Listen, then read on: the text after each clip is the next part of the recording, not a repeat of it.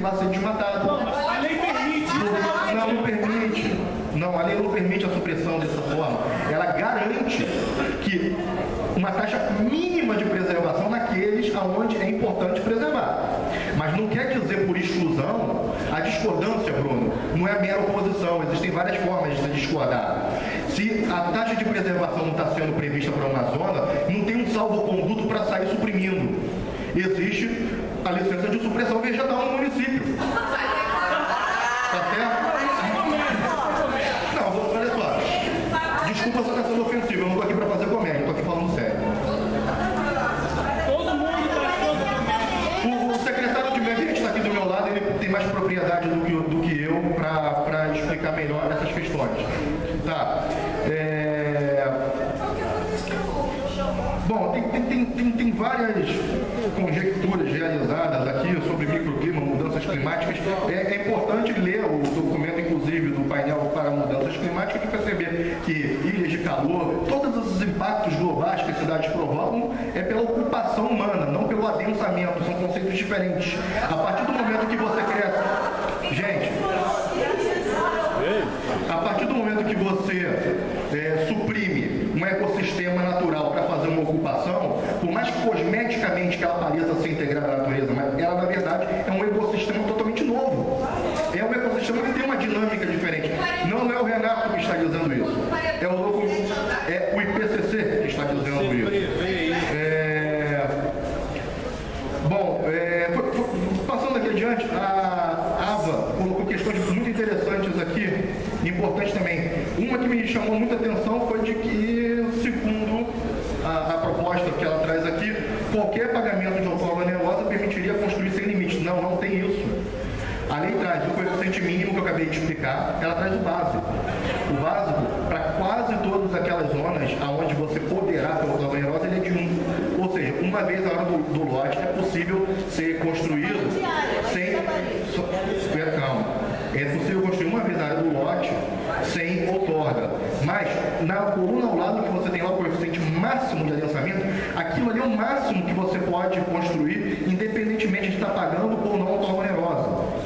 Tem um coeficiente máximo. Você não alcança sequer aqueles parâmetros máximos de gabarito e de taxa de ocupação com o coeficiente básico. E se você quiser alcançar, esgotar o potencial do seu lote, além de respeitar o coeficiente máximo, você vai ter que respeitar a taxa de ocupação e o gabarito. Não tem como não respeitar esses parâmetros. Tem que respeitar esses parâmetros. Inclusive, se você multiplicar taxa de ocupação vezes coeficiente máximo de adensamento, você vai ter o coeficiente de adensamento máximo. É uma fórmula, na verdade. Não existe essa possibilidade. Nunca é aquele gabarito, inclusive, se você for ver a definição do artigo, aquele gabarito é o gabarito máximo, que tem que ser respeitado. Não tem hipótese de um gabarito ser acima do que está determinado num gabarito máximo de altura e de pavimentos, de número de pavimentos. Está escrito no artigo, mas de qualquer forma, assim, é o que eu quero dizer. Se tiver alguma sugestão de redação para amarrar melhor, se tiver alguma dúvida, vocês podem trazer aqui, a gente, acho que é o espírito da audiência pública trazer essas propostas para a gente discutir. Faz a conta aí, quantas unidades, quantas pessoas confirmarem? Pois é, essa é uma questão muito interessante também. O Bruno trouxe uma conta de 48 mil pessoas, seriam possíveis aqui. Mas a Cristina também trouxe uma informação perfeita. Se você pegar todas as projeções populacionais de Niterói, em 20 anos, tem previsão de no máximo 60 mil novos habitantes. Não tem como 48 mil acontecerem em Curitiba. Não tem como, não existe. Niterói tem uma taxa as projeções olha só, as projeções populacionais são realizadas nesse segundo dados estatísticos de décadas. Assim, tem que trabalhar o perfil de fecundidade, natalidade, mortalidade, tem todo um perfil. Que são projeções oficiais, não são feitas pela prefeitura, a gente segue elas. Não tem como colocar 48 mil pessoas. A pergunta que a gente tem que fazer aqui é o seguinte: dentro das 10 mil pessoas projetadas para os próximos 10 anos em Pendotiba, qual tipo de ocupação se deve propor para Pendotiba? Como bem colocou o próprio Bruno, ele fez uma simulação ali, ele pegou aquele conjunto do Bazu e chegou à conclusão que cada habitante consome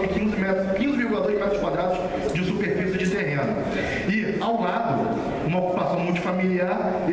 Passou muito rápido o slide, mas eu notei alguma coisa perto de 400 metros quadrados. Me perdoa se eu tiver anotado errado, mas eu juro que eu vi 400 metros quadrados ou mais. Essas 10 mil pessoas vão consumir 4 milhões de metros quadrados ou vão consumir 150 hectares? Essa é a pergunta que tem que ser feita. Não, a pergunta a gente tem nós ainda... queremos esse adensamento para cá. Exatamente. A pergunta é outra. A pergunta é essa. Continuamos a consumir espaço Se nós queremos verde dentro de ou vamos compactar dentro, inclusive, dos lotes urbanos vazios que já existem nessa ocupação que está cheia. Não é modelo de ocupação, é adensamento. Você falou corretamente. Qual é o adensamento que Pendotiba... 10 mil pessoas realizadas. Por que você estabeleceu isso? Eu não estabeleci isso. Quem estabeleceu isso? São projeções estatísticas do Instituto Brasileiro de Geografia Cota de e Estatística. densidade, 10 igual a Icaraí? Em alguns locais de Icaraí? Em 2,7% Cota de densidade assim? Em 2,7%. Uma zona de estruturação urbana, que é o Largo da Batalha, que é um 9 áreas. O que é importante aqui, a mensagem é o seguinte: o que a gente está propondo aqui é justamente preservar 84% de todo o território de Pendotiba, que hoje pode ser, segundo a semântica que você propõe aqui, Cláudia, adensado. Aonde é que vai se controlar isso? Tem que se planejar isso. Não se pode continuar permitindo acontecer qualquer coisa em qualquer lugar. Tem que se planejar, a ocupação do território. O projeto não prevê vias alternativas. Olha só, por fim, só uma última coisa aqui que também é importante trazer aqui. Bom, o Gerardo está aqui, as sugestões dele estão aqui, ele trouxe o documento e a Cristina também tocou num ponto muito importante. Não se falou de creches, escolas públicas, equipamentos institucionais e tudo mais. A gente vai ter uma apresentação mais à frente, aprofundando um pouco mais esse tema, mas é importante ver no de Pendotiba que se a população continua crescendo, ela vai demandar serviços públicos. É por isso que tem lá nos quadros nos quadros anexos a obrigatoriedade, por exemplo, para lotes acima de 15 mil metros serem loteados para destinar lotes da prefeitura. Tem desconto à onerosa alguns empreendimentos que destinarem áreas públicas para alargamento de passeios, para equipamentos institucionais, para poder sanar toda essa demanda que já existe hoje em Pendotiba e que já há dificuldade para se implantar equipamentos. As questões de transporte, o presidente Henrique, estão anotadas aqui para a próxima audiência pública. A gente traz a questão do transporte e eu vou tentar já na própria apresentação responder a maior parte dessas dúvidas que foram colocadas aqui hoje. Eu vou só fazer um comentário aqui rapidinho. Eu vou passar para o Thiago Lombardi, que é o secretário de Meio Ambiente, depois para a Regina Benestar e vamos seguir. Primeiramente, boa noite a todos. Muito importante a presença da população aqui nessa audiência pública. Obrigado, presidente, pelo convite. Eu queria ser pontual aqui, fiz algumas anotações. Em relação aos comentários do Bruno, eu queria informar, Bruno, que a Secretaria ela faz todo o empreendimento licenciado pela Secretaria, há uma vistoria no local. Caso seja encontrado alguma nascente, algum de importância, ela é solicitada e uma faixa marginal de proteção, uma faixa não edificante. Então, nenhum empreendimento ele pode ser feito onde há nascente.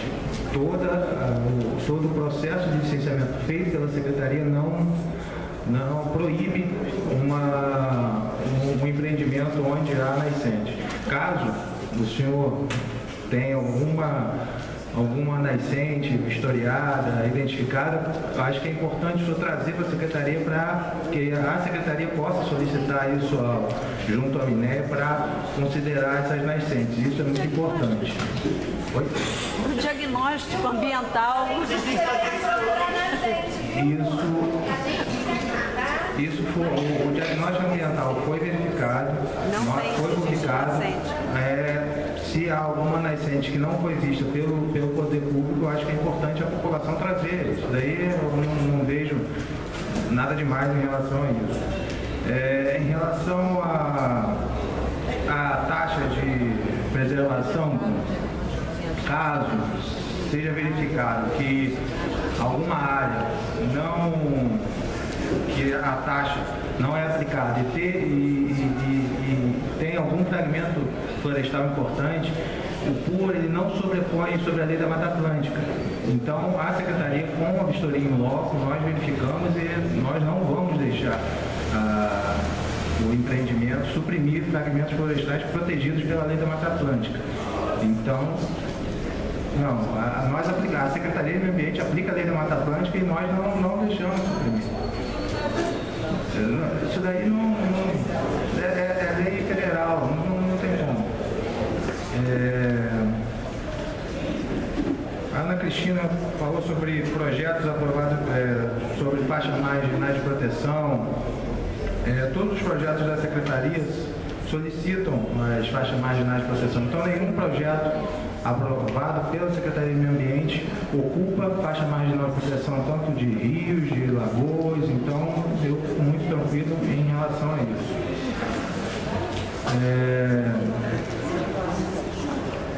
O Gerard colocou que a Secretaria não tem feito nada pelo meio ambiente. Eu discordo. Desculpa, Gerard, mas a Secretaria fez o primeiro concurso público da história da Secretaria nessa gestão. Hoje nós temos 10 fiscais ambientais, 6 analistas ambientais, então a Secretaria está sim preocupada com o meio ambiente.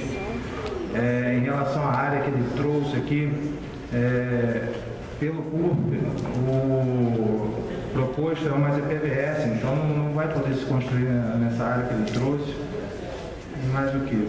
E eu acho muito importante uma inovação que tem no CURP, no artigo 85, sobre todo o processo em ZCVS só será aprovado caso a Secretaria de Meio Ambiente dê uma autorização de supressão. Isso não ocorre hoje. Então a Secretaria de Meio Ambiente vai ser ouvida previamente à Secretaria de Urbanismo para poder aprovar um projeto. Foram essas as considerações que eu tenho. Eu acho muito importante esse curso para que não fique do jeito que está hoje, esse crescimento aí da forma que está. Obrigado.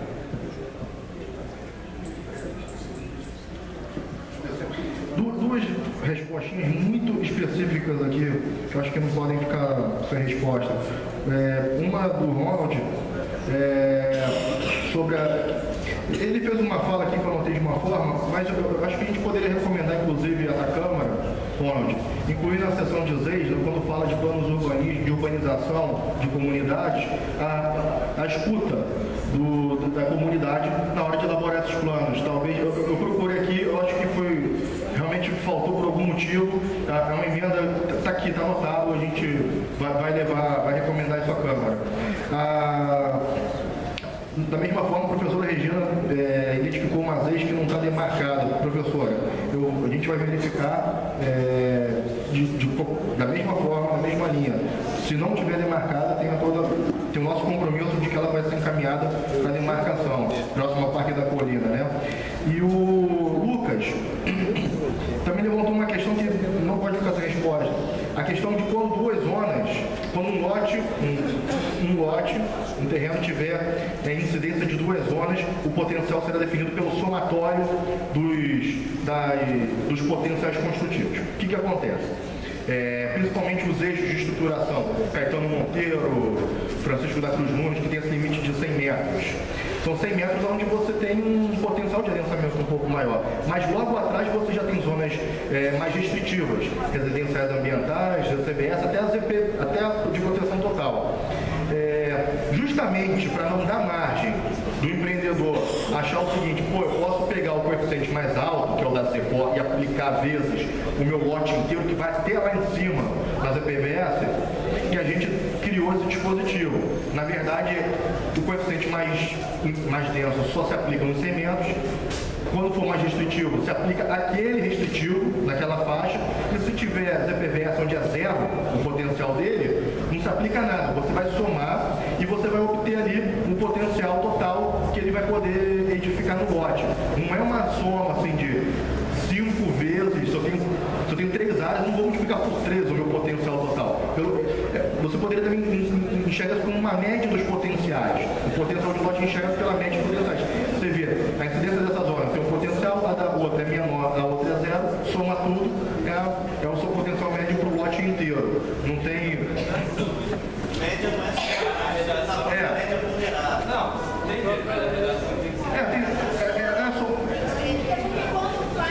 poderia, mas é muito complicado essa redação de chegar a explicar a média. É mais fácil você. Tem 3 zonas. Na ZECOR, o que incide em ZECOR é o seu potencial de ZECOR, não é o que incide em ZPVS. ZPVS é zero.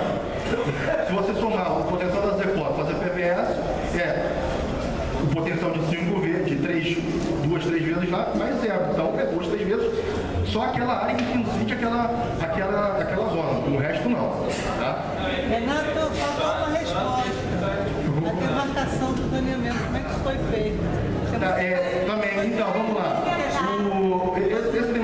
Essa demarcação foi feita de uma forma que vai ser, tão logo a Casa Legislativa decida pela aprovação, no dia seguinte.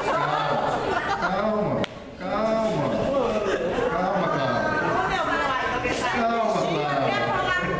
Olha só, eu estou consumindo tempo aqui, desculpa. Olha só, calma, deixa eu explicar o que foi feito.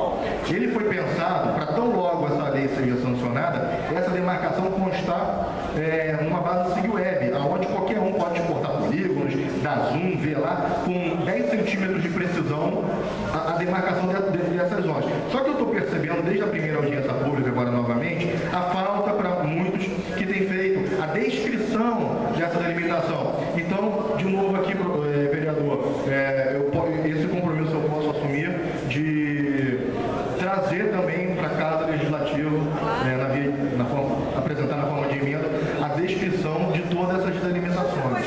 Tá certo? Mas olha só, Renato, só uma coisa. As plantas estão apresentadas que eu também não consigo ter um legível. A legenda. Não dá pra ler. Uma cor é muito próxima da outra. Das ERs, inclusive, de tudo. Então a gente Além de ter erro de legenda. Eu não acho o mapa que eu ampliei grande para não trabalhar em cima, não dá. Não é esse tamanho não, é desse tamanho. Não dá. Eu concordo, inclusive para o nosso trabalho como vereador, é importante essa demarcação, inclusive para a própria análise. Então, e aí eu queria só por uma questão metodológica, eu queria propor o seguinte aí para os membros do governo.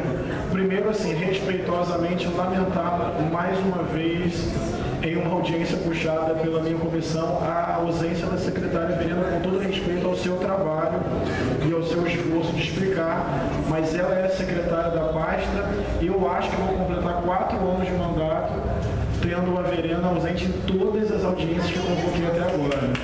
Eu acho que é uma questão muito importante. Queria registrar isso, mas uma questão metodológica. A parte participativa do Executivo, por decisão do Executivo, acabou. Agora está na parte legislativa. Por que estou colocando isso em termos metodológicos? E queria colocar isso como proposta para os gestores que vêm aqui. Eu acho que a definição daquilo que vai ser apresentado, eu acho tranquilo ser uma definição do Executivo. Agora, a definição daquilo que vai ser respondido, não mais. Eu quero dizer o seguinte, vocês se organizam, é uma proposta, vocês se organizam para dividir em tais e tais audiências a apresentação do plano. Tudo bem, é uma decisão de vocês. Mas chegando aqui, aquilo que for perguntado, queria colocar como proposta, que fosse diretamente respondido. Ou seja, vocês definem o que vão apresentar, mas vocês não definem o que vocês vão responder. Porque, por exemplo, por mais que seja uma audiência da Comissão de Meio Ambiente, eu tomei esse cuidado. Na hora de fazer um viés ambiental, é prioritário. Mas até formalmente, o que está em discussão hoje é o projeto como um todo. Então, que não houvesse uma seleção temática do que vai ser respondido. Do que vai ser apresentado, acho que enfim. Por exemplo, e aí, só para ficar registrado de como isso é importante, passar para a professora Regina, queria só deixar isso muito bem registrado em termos de tópico. Especificação das zonas especiais de interesse social, isso foi colocado. Como prever crescimento sem infraestrutura, isso foi colocado. Qual o plano de mobilidade que a Prefeitura está adotando, isso foi colocado. Foi colocado também, foi pedido uma análise sobre parâmetros urbanísticos, o que orientou vocês, mesmo nessa porcentagem que vocês consideram pequena, o que orientou os parâmetros ali escolhidos. Foi perguntado sobre o outorga onerosa em zonas especiais de interesse social. Foi perguntado sobre a contrariedade com o artigo 194 do Plano Diretor, que prevê apenas a possibilidade de adensamento mediante garantia prévia de infraestrutura. Foi perguntado qual o limite outorga onerosa, isso foi respondido. Foi perguntado o número de unidades por pavimento. Foi perguntado a visão de vocês sobre afastamento entre os blocos, o que tem a ver com o efeito de ilhas de calor. Foi perguntado o que o PUR evita em termos de engarrafamento, que tem a ver com mobilidade. Foi perguntado sobre a capacidade de dividir poder de decisão. Isso até foi respondido com relação à minha pergunta sobre o referendo. Foi perguntado sobre parcelamento compulsório e IPTU progressivo. Foi perguntado sobre a definição de áreas vazias e áreas ocupadas para a definição de políticas públicas para a dotação de interesse social. Foi perguntado sobre a grande margem de decisão para o Poder Executivo, um plano urbanístico muito genérico, pouco auto-aplicável por si mesmo. Foi perguntado sobre o conflito entre o PUR e o plano diretor naquilo que diz respeito ao outorga onerosa. Foi perguntado sobre a questão das bacias hidrográficas com relação ao PUR de Pedotiba. Ou seja, eu listei aqui assim, muitas coisas que eu acho que é uma proposta metodológica. Eu estou fazendo até com a expectativa de que no segundo bloco sejam respondidas. Mas em última instância, definir o que vai apresentar eu até acho tranquilo. Mas de repente ter mais preocupação de ponto a ponto daquilo que foi perguntado. Sei que não é uma tarefa fácil, enfim, mas é uma proposta para que a audiência seja mais produtiva. Professora Regina Berenstein, depois voltamos para o nosso segundo bloco e o encerramento.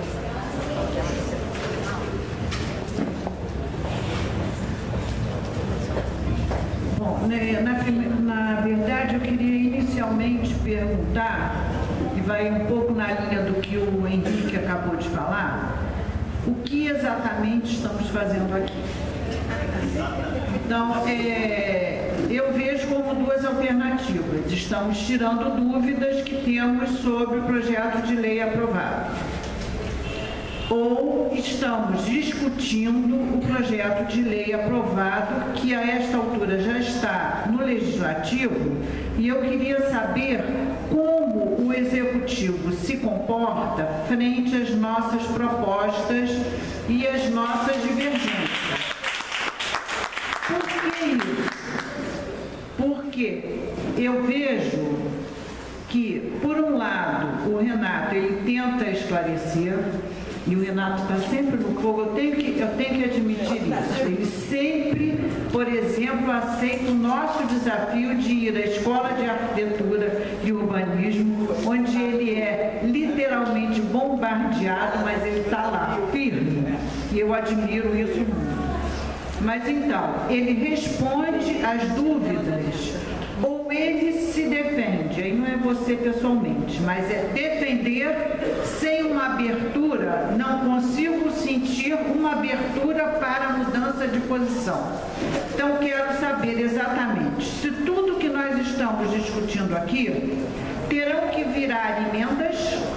Então, teremos que nos sentar e redigir emendas, ou existe a possibilidade de realmente se discutir e vir via executivo. Até porque não nasci ontem, sei qual é a composição da Câmara e sei que o Executivo tem maioria na Câmara.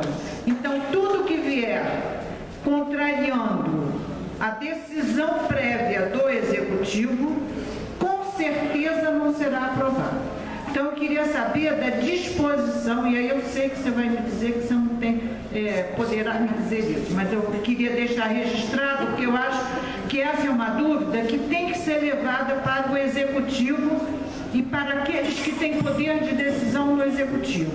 Até que ponto o Executivo está disposto a realmente dialogar com a sociedade, escutar os moradores, e não são só os moradores de Pindotiba, porque eu, por exemplo, não sou moradora de Pindotiba, mas são os cidadãos desta cidade, que com todas as suas contradições, com todas as suas opiniões divergentes, é fazer um debate aberto, um debate franco, um bom debate, e assimilar aquilo que for a opinião da maioria que participa. Eu sei que haverá pessoas que dirão assim, não é representativo. Houve chamada? Houve. Todo mundo sabe? Não. Acho que não. Todo mundo sabe da importância do PUR? Acredito que a grande maioria não. Mas os que estão aqui estão interessados em discutir a cidade. Agora, coisas mais... eu acho que essa audiência está melhor do que as outras, porque ela está dando a possibilidade da gente dialogar um pouco mais. Mas acho que ainda está... Por exemplo, sobre meio ambiente se falou de generalidades. Porque quando a gente começa, porque a zona daqui, eu quero ver no mapa, eu quero ver onde está, eu quero ver como é que é. É isso que o morador que mora aqui sabe. Eu não moro aqui, eu não sei, mas eu quero saber. Depois, então, a gente tem que encontrar uma outra forma de discutir. Nas minhas experiências pregressas, a gente lia a lei nas audiências e ia discutindo artigo por artigo. E ia complementando aquilo que a gente não estava satisfeito. Eu não vi isso ser feito sequer. Aliás, o Compur, meus amigos, não tomou conhecimento da lei. Tomamos conhecimento da lei pelo jornal Globo-Niterói. E depois tivemos uma reunião do Compur, porque puxamos essa reunião, provocamos, para responder as dúvidas, mas que fica no geral. Então, acho que precisa, uma lei tem que ser discutida em seus artigos. É chato, é monótono? É, mas é assim mesmo, a discussão exige isso. Bom, com relação a algumas outras coisas que aí estão contidas para fazer naquele rol de um monte de aspectos que a gente levanta. Não é possível continuarmos a falar de adensamento nesta cidade sem pensarmos no abastecimento de água. Niterói não tem manancial, a região não tem manancial suficiente para aguentar grandes adensamentos. Não sou eu que digo, existem estudos. Quem fornece água para a cidade de Niterói, São Gonçalo e toda a região do leste metropolitano é Cachoeiras de Macacu. Se todas as torneiras de São Gonçalo forem abertas, onde tem rede, não sai água. Niterói está captando mais água, está puxando mais água do que São Gonçalo. Daqui a pouco os outros municípios vão reclamar disso. Por que Niterói e não São Gonçalo? São Gonçalo tem trechos de rede que foi ligado e saiu água na torneira no dia que Sérgio Cabral foi inaugurar a rede. Nunca mais viram água, que a gente fez pesquisa sobre isso. Então a gente precisa estar atento a isso. E é rede de esgoto, é serviços antes do adensamento. Preparar para adensar, se for o caso. A outra coisa é a proposta de outorga onerosa mobilidade. Somos contra, até onde eu saiba, o movimento popular pela moradia de Niterói, que já foi muito forte, que continua aí, não vai admitir que se divida, existe uma dívida histórica com a população de baixa renda desta cidade, que durante décadas a fio, nenhum gestor público olhou para eles. Então, o fundo de habitação pode ser o fundo futuro, mas tem que vir para a habitação. A habitação tem que ser enfrentada nesta cidade de uma vez por todas. Preciso urbanizar o Cantagalo. Nós temos 6.000 famílias morando em áreas desapropriadas pelo Estado, cujo projeto não foi terminado porque o Executivo Municipal, à época, não quis entrar. Então está na hora de fazer regularização fundiária e urbanização. E para isso precisa de ter dinheiro. E o dinheiro que tem hoje no fundo, segundo o secretário de Habitação do município, é insuficiente. Então, realmente sou contra. Depois, temos que identificar as linhas de alta tensão, gente. Cortam o quê? Os assentamentos. Nós precisamos ter terra para poder fazer os reassentamentos necessários para tirar as pessoas debaixo das redes de alta tensão, que é proibido por lei, não é só margem de rio. Rede de alta tensão é perigo para a saúde. Elas não estão identificadas. E elas cortam muitas comunidades que eu conheço muito bem. Tem.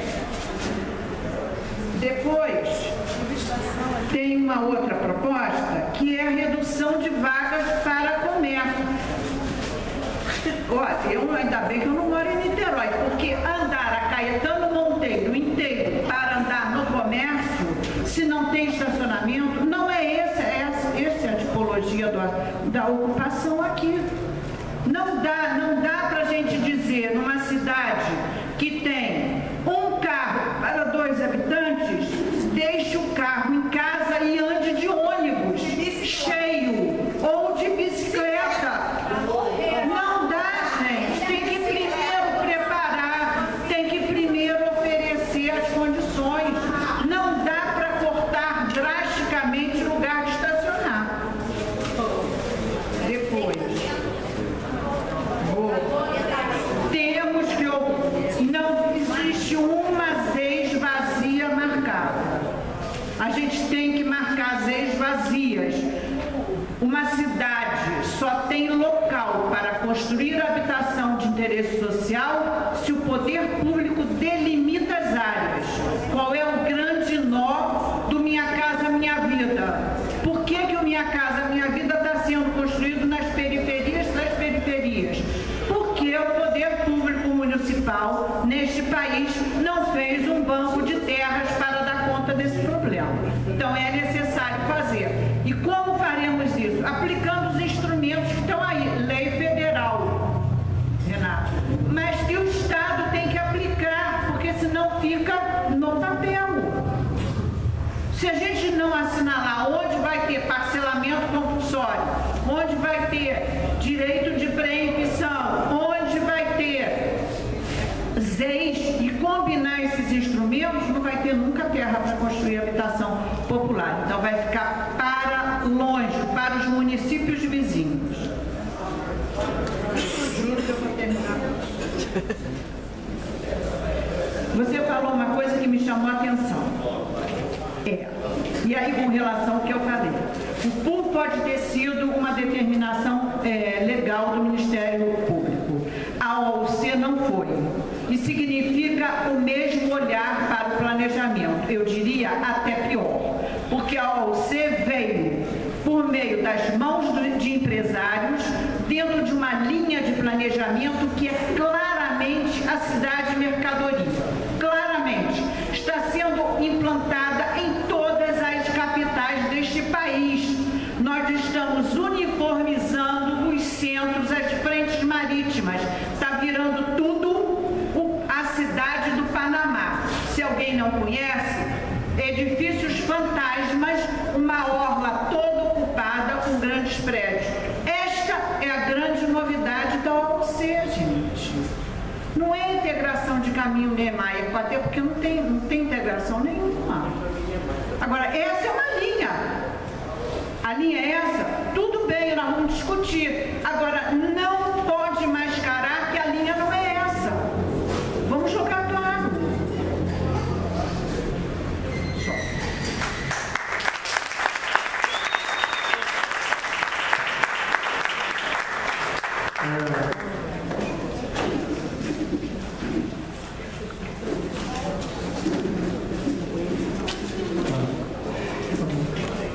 Bem, nós estamos terminando, na verdade não são muitos inscritos, são só mais 4 falas, aqui tem 2 falas que as pessoas vão dividir o tempo, então na verdade falta pouco para a gente concluir a audiência pública.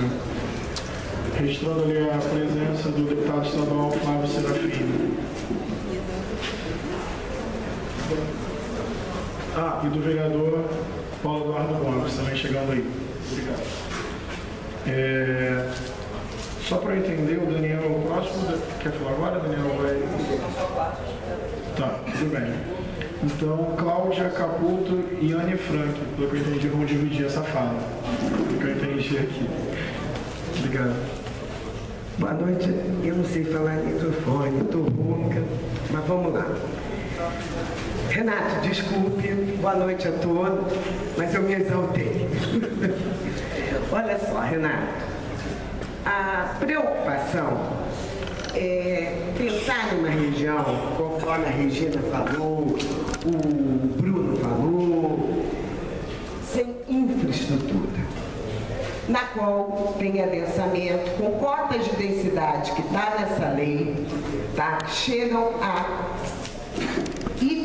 cotas adotadas em Icaraí, tá? Sem infraestrutura. Além disso, quando se pensa numa zona de estruturação urbana, quando se pensa numa zona corredor, como vocês estão pensando, para conter o espraiamento, o adensamento, vocês estão pensando no modelo vertical, poderia ser horizontal, mas o modelo é vertical. Não se propõe nenhum tipo de desenho, nenhuma conectividade com o restante da cidade, nenhuma outra vias paralelas que sejam.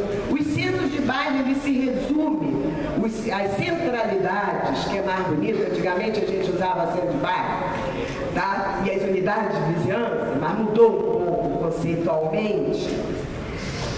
Nenhuma rua paralela, é tudo na Caetano Monteiro, tá?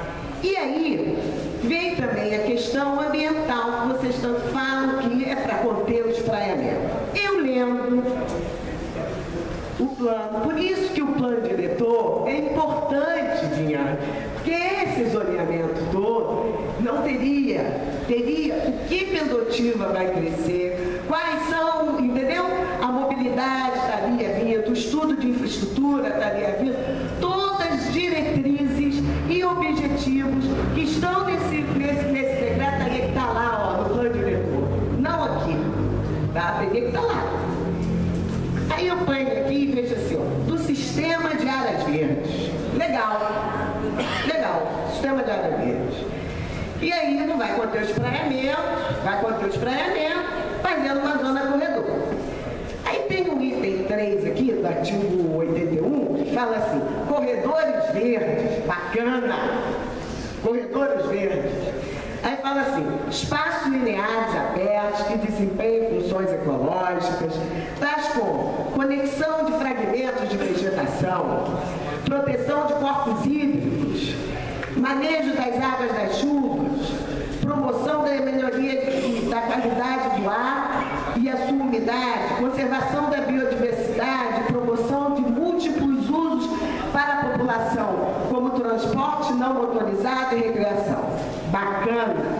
Fala também da taxa de preservação, mas quando eu viro a página e chego no artigo 84, tá assim, ó, nas demais zonas são consideradas corredores verdes as seguintes Estrada Caetano Monteiro é uma via estruturante, não é um corredor verde. Alarico de Souza é uma via estruturante, não é um corredor verde. Francisco da Cruz Nunes, no Washington Luiz, Tomás Estrada Alcibiades Pinto, que por sinal, vocês não sabem, a Rua das Aves está protegida, mas tem projeto de alinhamento aprovado por ali e é uma coletora, como também a Avenida Independência, também é coletora, pelo projeto de alinhamento aprovado atualmente, que não está sendo revisto. Inclusive, nem a dimensão dessas vias tiveram uma prospecção em função de revisão, em função desse adensamento, gente. E é um corredor verde na qual vai me ter 7, 8 pavimentos, mais cobertura, mais o térreo que não conta, tá? E mais um semi-enterrado de 1,30. Enfim, quando define corredores verdes no artigo 81 e coloca como corredores verdes as vias estruturantes, tem alguma coisa entre planejamento e meio ambiente que não está batendo.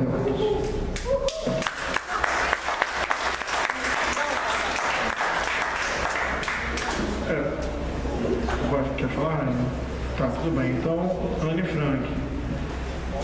Lembrando que o tempo médio de 4 minutos, se for dividir fala, quem optou por esse caminho, se puder fazer a divisão. Não, eu vou falar, na verdade, em 30 segundos. Não, mas eu tô encarando até com uma inscrição mesmo. Na verdade, eu não queria fazer uma fala, eu só queria demonstrar minha indignação, porque a gente vem participando de todas as audiências públicas, reuniões do concurso, e quando eu saio daqui, a minha sensação é de que não adiantou nada. A gente veio aqui, reclamou, falou, deu sugestão, conversou, tentou. E aí quando o Renato fala, ou quando a Verena fala, ou quando o Axel Grael começa a falar, a minha sensação é de que o PUR de Pendotiba é a salvação de Pendotiba. Só a gente não descobriu isso ainda, na verdade quem sabe disso é a prefeitura. Porque nada do que a gente falou foi levado em consideração. Aí eles vêm, defendem, falam que acham que está certo e está errado, e a minha sensação é de que nada vai ser mudado, que a minha participação aqui é nula. Era só isso que eu queria falar. Segurança.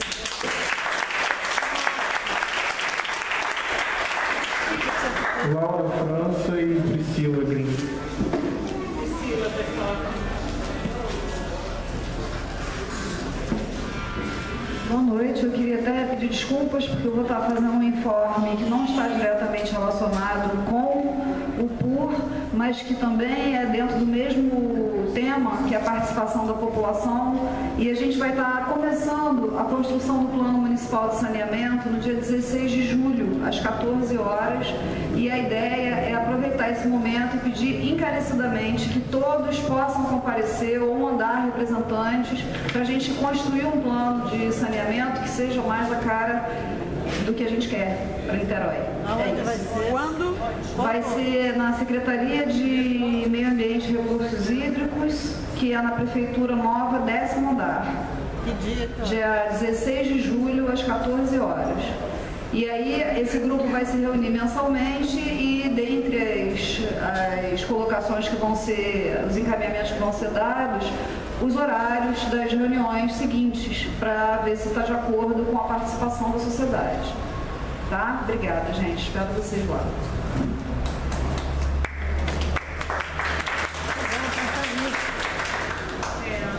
Queria fazer uma observação sobre o Parque Estadual da Serra da Tiririca em relação ao PUR de Pendotiba. Em nenhum momento das oficinas, em nenhum momento das audiências públicas feitas pela Prefeitura, o Parque Estadual da Serra da Tiririca havia sido contemplado. Depois da Comissão de Meio Ambiente apresentar essa situação ao Conselho Gestor do Parque Tiririca, isso foi mudado.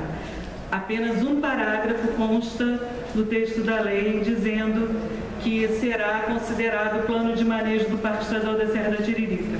Proposta. Não foi visto ainda o tamanho da zona de amortecimento do Parque Estadual da Serra da Tiririca. Mapear, apresentar em relação ao PUR. Onde está essa zona de amortecimento? quais são as restrições, inclusive urbanísticas, com relação ao que determina o SNUC, que é o Sistema Nacional de Unidades de Conservação para a Zona de Amortecimento. E isso é urgente, porque não basta ter um parágrafo dizendo que o plano de manejo será considerado. E a outra questão foi apresentada numa audiência neste mesmo espaço, se não me engano, uma proposta da rede de cooperativas de reciclagem, de coleta seletiva, e até o momento eu não encontrei em nenhum espaço se foi contemplada a proposta dessas cooperativas, de que aqui na região de Pendotiba houvesse um espaço reservado para que essa rede de cooperativas pudesse se estabelecer e criar não só um ponto de coleta, mas um espaço ampliado que realmente pudesse abrigar esse trabalho que é indispensável, fundamental e que não pode ficar restrito à clínica. Então, em respeito à proposta feita pela rede de cooperativas, eu venho perguntar se em algum momento está sendo considerado para este plano urbanístico. Obrigada. Obrigado, Bruno Riso.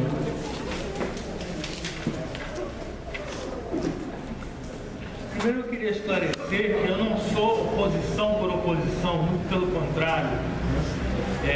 Eu desde o início tenho vindo porque me interessa, porque eu gosto da região, me radiquei aqui e vejo com maus olhos a destruição da região. Então, assim, quando colocam essa coisa de oposição, isso não é verdade.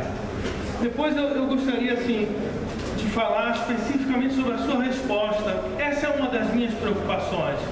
Quando você diz que todo projeto vai passar pela secretaria e vai ter uma vistoria, onde o técnico vai olhar e se tiver, pronto, para mim isso tudo já não serviu. E essa é a minha preocupação.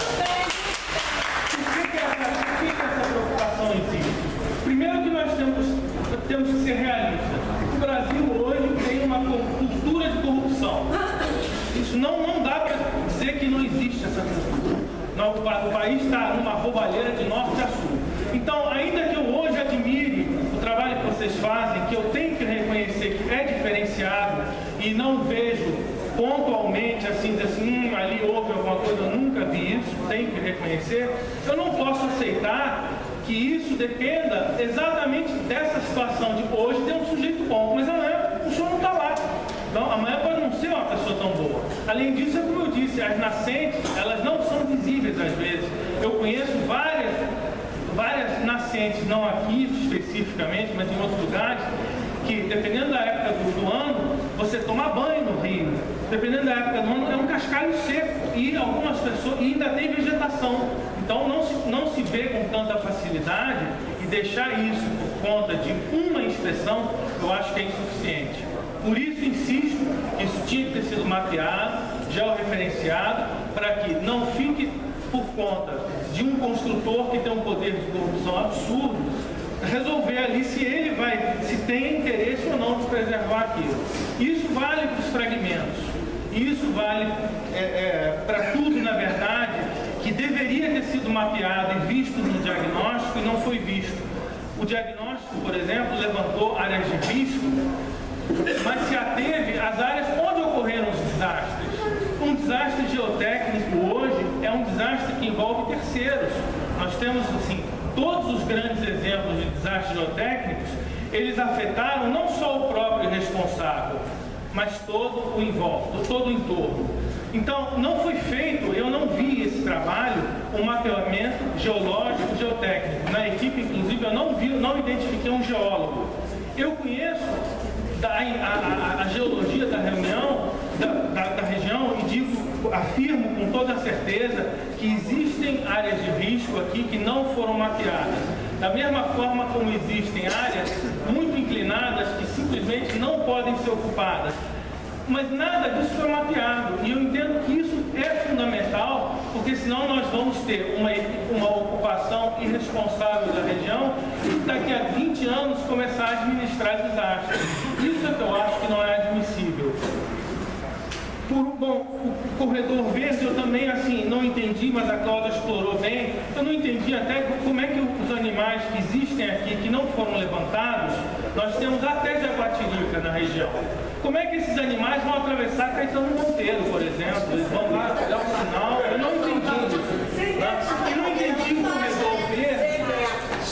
Eu não entendi o corredor verde como uma área mínima para esses animais não se sentirem acuados. Esses animais não vão usar o corredor verde, a não ser que ele tenha uma largura tal, etc. Por último, eu gostaria de... O Renato saiu. Ele pediu para anotar. Sim. O Renato leva a discussão para o lado errado, quando ele fala que trocar um prédio é melhor, ele quer trocar um prédio por não sei quantas casas. A discussão não é essa, a discussão é que, primeiro, não foi feita uma avaliação da infraestrutura existente para quanto ela comporta. E segundo, nós não podemos projetar uma cidade dizendo que hoje só existe um crescimento de tantos por cento. Se fosse por isso, não teríamos necessidade do adensamento. Mas o adensamento vem de encontro ao interesse especulativo. E aí o potencial de crescimento da região é ilimitado. As pessoas vão comprar o segundo apartamento, as pessoas ricas, porque as pobres, elas vão ser espanadas primeiro pela valorização da terra, segundo por causa do IPTU que vai aumentar. Então, todo esse conjunto é uma visão equivocada, na nossa opinião. O que nós dizemos é que não existe suporte para adensamento sem infraestrutura. Primeiro. Segundo, o modelo urbano que vocês querem impor à população não é o modelo urbano que trouxe a população para cá e fez ela se radicar aqui. Então, desde o início, nós achamos que é equivocada a visão de futuro que vocês querem nos impor. Era essa a minha colocação. Estamos realmente bem pertinho do fim. Agora, Lucas Honorato. Está contemplado. Então, agora já a discussão dos vereadores, Daniel Marques. Bom, gente, boa noite a todos, os membros da mesa, na pessoa do presidente Henrique, presidente da comissão, presidente da audiência. Queria fazer algumas falas de uma forma respeitosa, mas eu queria esclarecer algumas coisas. Desde o princípio, é importante que se saliente isso. Quem mora em Pendotiba sabe exatamente o que a Secretaria de Meio Ambiente fez enquanto eu era secretário à época, né? Inclusive, a primeira proposta de suspender todos os licenciamentos foi feita por mim, né? Consubstanciado em análise da Secretaria, que ainda não tinha seus funcionários concursados. Então, se houve um pedido de moratória, foi feito pela própria Prefeitura, em que pede não ter sido acatada pela própria Prefeitura. Então, é preciso que se façam alguns parênteses aqui, né? Um outro ponto de vista importante é que a Secretaria de Meio Ambiente definiu, sim, os zoneamentos e entrou na discussão de limitações e restrições de propriedade, mas, sem sombra de dúvida, não deu palpite sobre parâmetros urbanísticos. E é óbvio que a gente tem divergência, e eu tenho, enquanto vereador, enquanto ambientalista, o nosso mandato, com os nossos assessores, tem divergência do que foi apresentado, mas a gente não pode deixar de ter coragem aqui, Renato, e de reconhecer algumas propostas. Eu, particularmente, sou favorável à cidade compacta perto de eixo viário. Do ponto de vista meu, professora, é óbvio que a gente pode ter várias divergências aqui. Mas enquanto a mobilidade, enquanto preservação, não existe como defender em Pendotiba a lógica de espraiamento. Se é uma lógica que não é vencido. Eu duvido que alguém me apresente um técnico que defenda o espraiamento nas áreas protegidas, quer dizer, que podem vir a ser protegidas, hoje não são, Renato.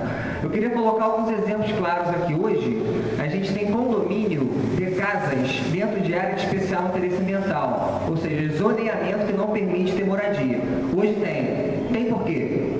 Porque as áreas de especial interesse ambiental da região de Pendotiba, ou seja, 6 áreas, aquelas áreas verdes maiores pintadas ali, elas são indicadas pelo plano diretor, criadas por um decreto que não foi regulamentado, ou seja, indicadas em 92, instituídas por decreto, que é um ato frágil em 95, mas não foi regulamentado. Em algum momento, uma determinada secretária de urbanismo falou que caducou essas áreas de especial interesse ambiental. Ou seja, criaram o fenômeno de caducar a área ambiental e se permitiu ao vereador Paulo construir condomínios residenciais multifamiliar como casas, ou seja, licenciamentos unifamiliar. sem a concepção de condomínio ou lote, né? ou loteamento. E a gente tem hoje essa atração a vencer, né? Como é que você pode ter uma área especial de interesse ambiental? Por que isso aconteceu, Renato? Aconteceu porque não tem lei versando sobre essas áreas. Existia um decreto, como foi dito aqui, por opção de alguém à época, Bruno, que aquela área ali não deveria ter construção. E por pensamento de alguém em uma outra época, e esse gestor decidiu que poderia sim, porque caducou a área especial de interesse ambiental. Esse plano urbanístico, nesse ponto de vista, tem meu total acordo em relação... E aí a gente vai ter outras discussões que a gente precisa ter sim. Por que não unidade de conservação e zoneamento restritivo? Concordo, que a gente precisa ter com essas pessoas que se interessam mais audiências no debate para esclarecer normas técnicas. Porque eu prefiro ser considerado um tecnocrata do que um demagogo, Bruno. Eu sinceramente prefiro. Isso não é referência a A, B ou C. A gente precisa esclarecer. E pela sua fala hoje, eu percebi que não foi alcançado o objetivo. Inclusive, quando você posta, eu vejo que não foi alcançado o objetivo de esclarecer para você, que é um cara que eu conheço pouco, mas que considero muito inteligente. Então a gente precisa esclarecer algumas coisas para vocês que participam sim. E isso para mim é mérito. Eu sou um pouco mais burro que o não é isso. É porque ele se manifesta mais. É por isso que eu estou falando. Deixa eu... Não é minha... Fala. Pinta o plano pra gente. Mostra que ele é bom. É lógico. Então tá, vamos lá. Coisas que eu concordo com o que foi falado aqui, por exemplo, pelo Bruno e por algumas outras pessoas.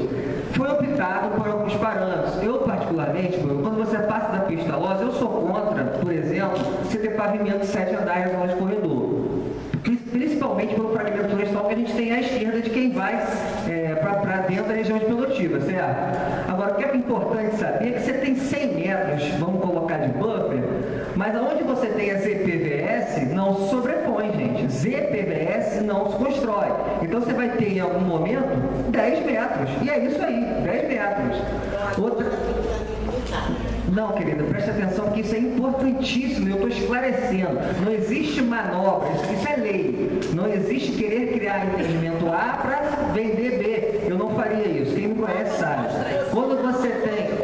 Sim, mas quando o PUR traz ZPVS, você pode botar 2 km de buffer para qualquer lado. ZPVS é restrição de propriedade. Isso vai doer algumas pessoas, Bruno. Tem gente que não vai ficar feliz com isso. Você vai perder a possibilidade de vender a sua casa para um construtor, porque ele não tem interesse de comprar uma área que não pode edificar. Isso é claro. E se não está claro, vamos tentar tornar a minuta mais clara ainda. Então, pela questão de preservação dos fragmentos florestais considerados pelo diagnóstico mais importante, e aí, Bruno, eu quero dizer mais uma vez, não é preciso levantar, por exemplo, nascente, quando você tem na geografia a proteção do topo de morro e de toda a área verde. Bruno, é lá que estão as nascentes mais importantes. A gente pode divergir, a gente sempre divergiu com a educação, não tem problema nenhum.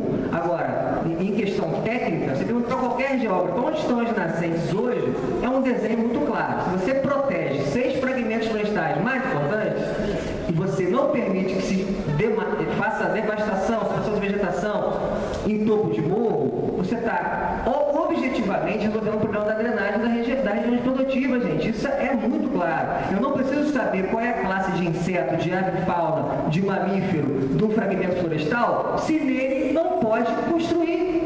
Não existe essa necessidade. Isso, Gerard, tem que ser feito para definir categoria de unidade de conservação. E que eu não vou ser irresponsável de desenhar uma unidade de conservação onde a gente não analisou a fundo para isso.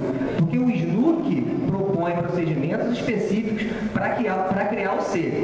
E tem que ter coragem para restringir propriedade de quem quer vender para especulação imobiliária. E mais uma vez acertou. Agora, eu conheço muito mais porque eu vi e vejo de perto, eu sei, por exemplo, nesse fragmento importantíssimo que é chamado Areia Fazendinha, eu sei que ele já tem condomínio de casa aprovado, porque eu estudei enquanto secretário e vi 32 casas estão lá, ali não sai prédio.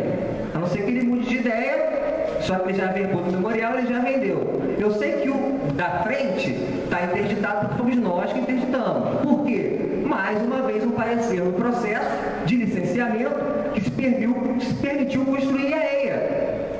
Então a gente interditou. E chance de ser vencido na justiça. Porque se em algum momento a secretária que era gestora definiu que poderia construir e emitiu uma licença, o que a gente vai fazer? E quem levou o Ministério Público